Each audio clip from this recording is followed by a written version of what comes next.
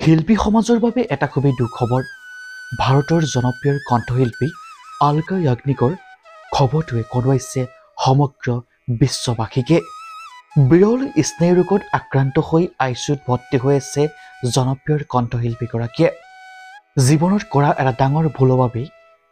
এই ৰোগত আক্ৰান্ত হৈছোঁ বুলি কণ্ঠশিল্পীগৰাকীয়ে সামাজিক মাধ্যমত অৱগত কৰিছে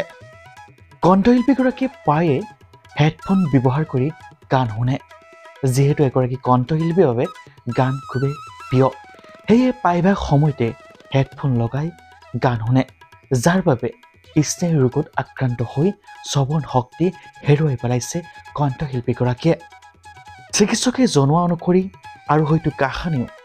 শ্ৰৱণ শক্তি ঘূৰি নাহিব পাৰে কণ্ঠশিল্পীগৰাকী তাক লৈ সমগ্ৰ ভাৰততে এতিয়া শোকাকুল পৰিৱেশৰ সৃষ্টি হৈছে যাৰ গান শুনিয়ে হয়তো বহুতে গায়ক হোৱাৰ সপোন ৰচিছিল সেইগৰাকী গায়িকাৰ এনে অৱস্থা দেখি এতিয়া সকলোৱে কান্দোনত ভাগি পৰিছে ভগৱানৰ ওচৰত প্ৰাৰ্থনা কৰক যাতে কণ্ঠশিল্পীগৰাকী আগৰ দৰে সুস্থ হৈ উঠিব পাৰে